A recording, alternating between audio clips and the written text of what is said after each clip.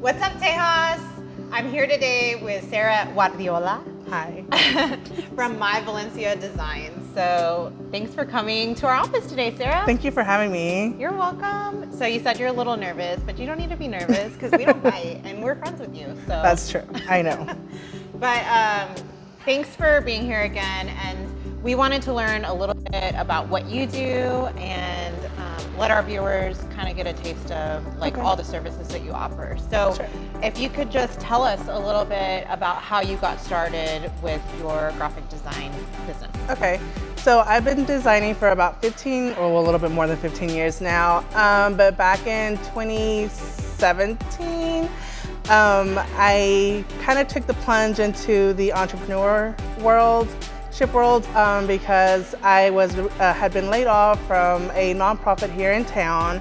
And so I was kind of looking around where am I going to work? Am I going to find a job soon enough? So I decided, you know what, I'm just going to go downtown, get my DBA, throw my portfolio online and look for clients myself. So I felt that at that point I had had enough, real world experience that I could do this on my own. And so that's kind of how Valencia Designs came about. But I had kind of already been freelancing since I was probably a freshman or sophomore in college. Oh, wow. And so did you major in graphic design? Yes. Okay. So I have a bachelor's of fine arts in graphic design from the University of Texas Pan America, which is down in Edinburgh. And then I have another bachelor's degree that specializes in web design and interactive media. Cool. So are you a Valley girl? No, I went to college down there, but I am originally from West Texas area. Oh, okay. Yeah.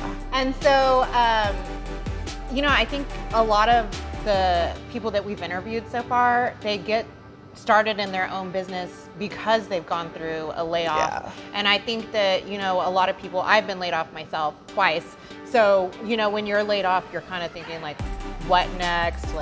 Nobody's gonna want me. I mean, at least that's how I felt. Yeah. But, people just feel like it's kind of the end of the world, but really it's kind of a great beginning for a new start, right? Definitely it is. Because the first thing you think of is oh my gosh, you might have money in savings, you may not, but then they may only cover you over for a month or two. So, technically it is the end of something, but it's also the beginning of something great. If you have something in mind that you want to start a business or service, it's definitely a great moment to start that. Yeah. And so what kind of services do you offer? I know for us, you did our door logo. Oh, the window cling, yes. Which we're going to show y'all. But you do a lot of stuff. So what all do you do? So I design a little bit of everything. My favorite stuff to design is printed collaterals. So that could be anywhere from a business card to an invitation, a brochure. I've done catalogs, magazines. Even though I do have a degree in web design, I haven't really ventured a whole lot into that, but I do more simplistic websites that don't have e-commerce on it. I do a lot of signage. Pretty much anything that can be printed or designed, I can pretty much do. Yeah. And so your favorite thing to do is what? Brochures. Brochures. Yeah. Okay. And why do you like to do that? I guess it just kind of stems from where I wanted to become a graphic designer, because up until my sophomore year in high school, I didn't really know what I was going to do. I wanted to be an astronomer, but math and I are oil and water, so that was a no-go. So I actually ended up joining the yearbook committee in high school, and so that was one of the first things I started doing was layouts for that, and so that kind of just trickled over into my professional world, so that's what I like to do.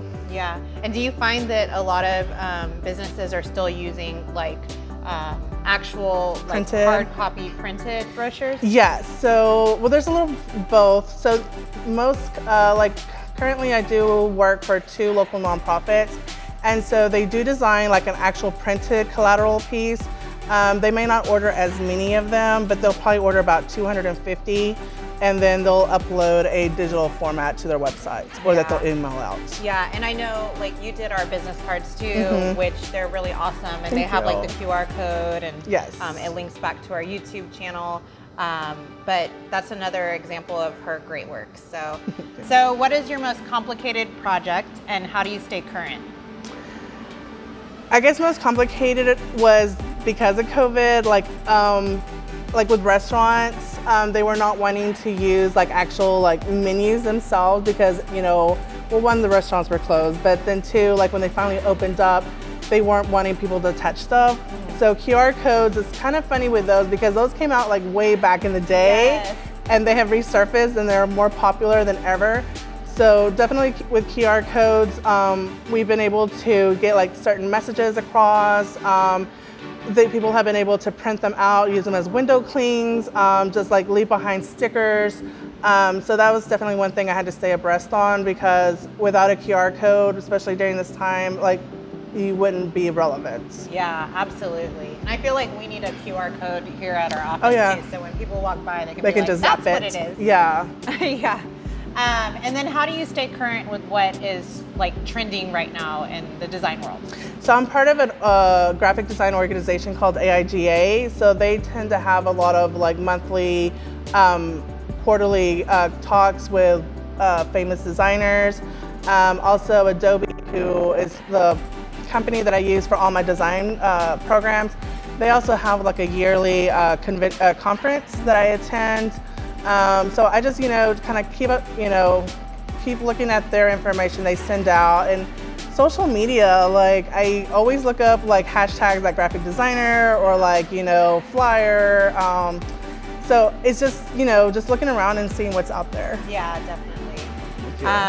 And then what about like joining with other organizations, maybe professional organizations where that helps get your name out there, or like networking events, or how do you find your customer base? My customer base, for the most part, pre-COVID was always word of mouth. I've been very fortunate to have friends and colleagues that I've worked with that have always, referred me out to their friends. And like again, prior to COVID, I was kind of attending small network events and like either like in the East End area or Third Ward, because I currently live in the Third Ward area. So I'm also part of a few organizations in Third Ward, and so I've been able to get lots of referrals from them as well. Yeah, that's really great. And I know like on Facebook the other day, somebody had posted on, like I saw it in my news feed where they're like, I'm looking for someone to do graphic design. Does anybody know? And then I recommended you. And then there was somebody else that commented and was like, I was gonna say her too. So definitely, I think that word of mouth is really great. And when you have a really great reputation, you are gonna get those referrals. Yes, definitely. And I'm very fortunate. I'm very thankful for everybody who has either tagged me somewhere or has forwarded my information. Yeah, so that's been really great. Yeah, that's good. I hope they called you. We'll talk about that later. But what about like attitude? Obviously, when you own your own business and maybe when you're just getting started, it can be a little difficult and you might be like, it's like the customers aren't coming or something.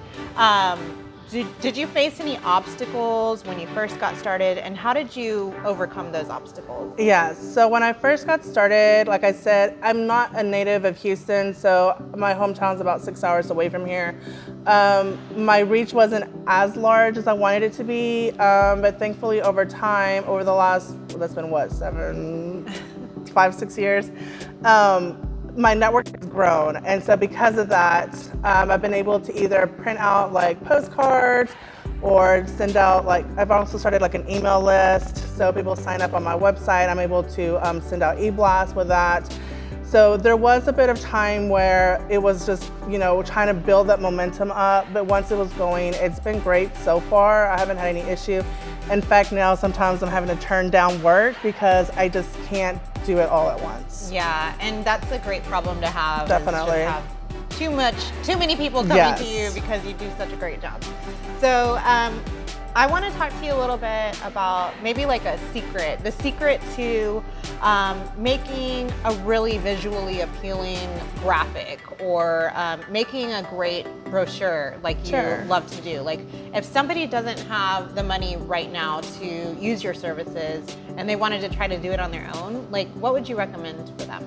So there's currently a great tool called Canva. I'm not gonna lie, when Canva first came out, I got scared. I was like, oh no, it's gonna take my job away. But no, Canva is a great tool. In fact, sometimes I use it for my own promotional stuff. Just make sure you find bright, colorful photos.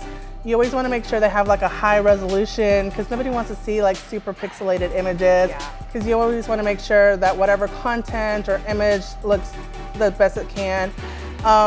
Also, even though brochures are multi-pages, always try to keep it down as you know, to a small amount of page as possible. Over the years, I've had people who've wanted to put literally a whole brochure on a postcard, and there's just no way you can do that. So just make sure to always have like the most important information, and always like your social media handles, because social media is a big thing. All your like emails, contact information, that's always a great start. Yeah, I definitely think that Canva is really useful for those beginners. Yes.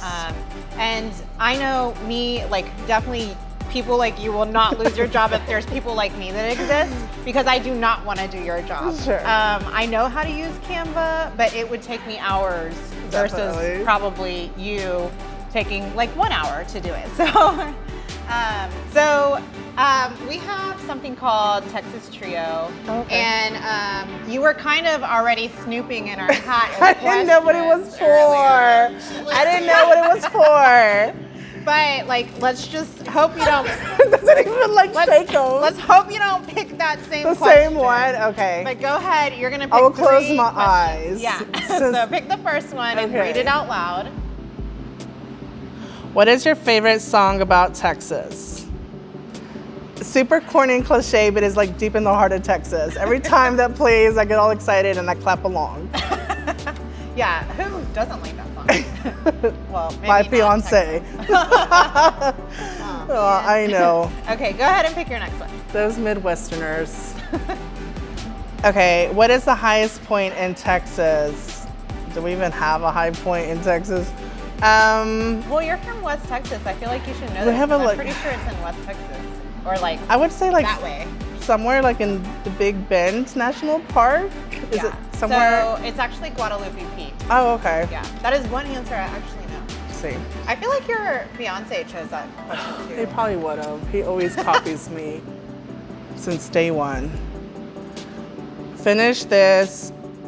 Don't blank Texas. Don't mess with Texas. Yes, don't mess with Texas. I remember when they did that big like promo about littering, which I hate litterers. So. I do too. I'd rather have, I mean, not that my car's trashed out, but I'd rather trash out my car than like litter outside. Yeah, definitely. And I would never date a litterer. That's like one of my, like, I'm like, oh my God. Oh, that's, I better close out because I was about to tell a story about dating a litterer. And that's for another time. Yeah.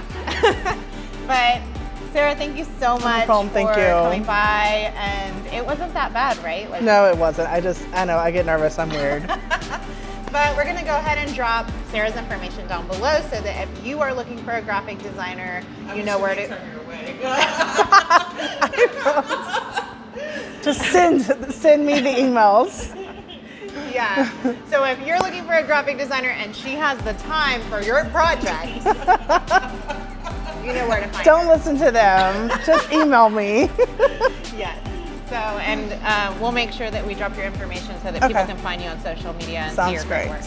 Thank you. All right. Bye. Bye.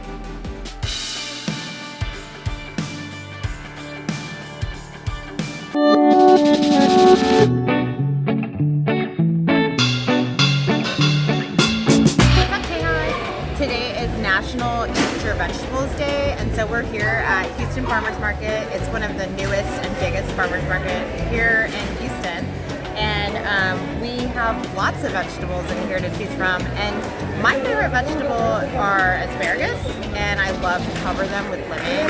Jenny hates that because she hates lemon, but I want to know, what's your favorite vegetable? Jenny, what's your favorite vegetable? I actually like the vegetable, and Scott gets mad. I like the vegetable medley, the broccoli, cauliflower, and carrot. Ooh, that sounds good. Yeah, I like that. Yeah, so let us know what's your favorite vegetable, and we're gonna like show you a little bit around the farmer's market too, so that you can see some of the vegetables that they have. Bye!